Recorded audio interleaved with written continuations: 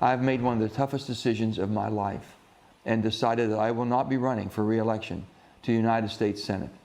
But what I will be doing is traveling the country and speaking out to see if there is an interest in creating a movement to mobilize the middle and bring Americans together. Or could that just simply be a test and see if he wants to run for president? West Virginia Senator Joe Manchin has dropped a political bombshell. The moderate Democrats' decision not to seek re-election is raising some huge questions for Democrats regarding 2024. Politico with this headline: Manchin puts Dems' majority on life support. Axios: why Manchin's retirement is Democrats' worst nightmare. The Wall Street Journal's Kimberly Strassel with this. I think he's leaving people guessing here, saying, you know, some of us were wondering, we'd heard this announcement was coming. Was it going to be this? Maybe was he going to switch parties? I think he's still leaving people guessing, leaving out the possibility of a no labels run, leaving out the possibility he could run as a Democrat against the president. And that is very much Joe Manchin's style. But so while he may be out in this West Virginia race, I would not go so far as to think he is out of politics altogether. Yep. Power panel now. Mollie Hemingway, Fox News contributor, editor-in-chief for The Federalist, and Jonathan Kott, former senior advisor to Senator Manchin and partner at Capitol Counsel. So I'm going to come to you about your former boss, Senator Manchin, and ask, is this just a trial balloon for running for president? Jonathan. I think it's just him wanting to go around the country and see if he can mobilize what he thinks is the majority of Americans who live in the middle, who are centrist, who like to get stuff done, who don't care about partisan politics, who don't spend their life on Twitter, and see if he can give them a voice. I'll also point out that I didn't know what he was doing when I worked for him for 88 years, so, you know, I may not know exactly what he's going to do next, but, you know, I always listen to him. He's bluntly honest and usually gives you exactly what he's feeling, and I feel like he's going to, you know, go around the country. He's in Georgia today talking at a Johnny Isaacson civility and bipartisan forum, and that's what he's going to keep doing. And always nice to get a plug in for your former boss. I will say this, he was going to have a hard time winning if he ran again in the state of West Virginia. Mollie, look, some of his decisions and buying the Inflation Reduction Act as something other than what it was, a lot of money for climate change, really hurt his state. I mean, and so why not go do this now? What's your take?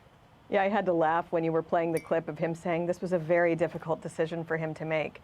It was not a difficult decision, because if he had run, he would have lost. And he would have lost because the people of West Virginia would not have fallen again for the claim that he was such a moderate Democrat that he would be an acceptable representative of them.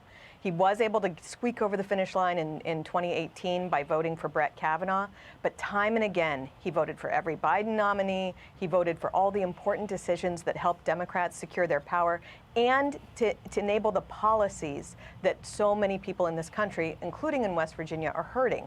Not just the economy, not just inflation, the border, the fact that the world is on fire right now. This is all enabled by him being a Democrat. So I'm not sure how compelling his message will be when he's not even compelling to the people of West Virginia. Yeah, and look, energy, coal is so important in his state of West Virginia. To have made some of the mistakes that he did by not really looking and seeing what was inside that so-called Inflation Reduction Act really cost them. Let's move forward. Jill Stein, by the way, we haven't said her name in a while.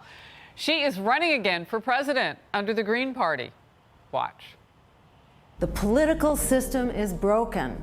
The two Wall Street parties are bought and paid for. Over 60% of us now say the bipartisan establishment's failed us, and we need a party that serves the people.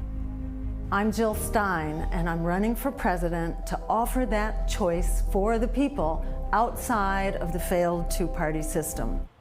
She's joining the race against Joe Biden with Cornel West, Robert F. Kennedy Jr., Congressman Dean Phillips, Marianne Williamson, and maybe even Senator Joe Manchin. We don't know. But look at that wall. So there are some people on the left. What's your take, Jonathan? Should they be looked at closer at this point with Biden's polling numbers underground, basically, now? No, I think Jill Stein is a clown who has no business in politics and shouldn't be on any ballot. You know, she has no voting support. There's, you know, she'll get 50,000 votes in maybe 3 or 4 states, and she could potentially swing the election to Donald Trump, who I assume she hates more than Joe Biden, but actually I don't know because I don't pay a lot of attention to Jill Stein. I just want to point out one thing. You know, the Inflation Reduction Act brought about $2 billion and 50,000 jobs to West Virginia.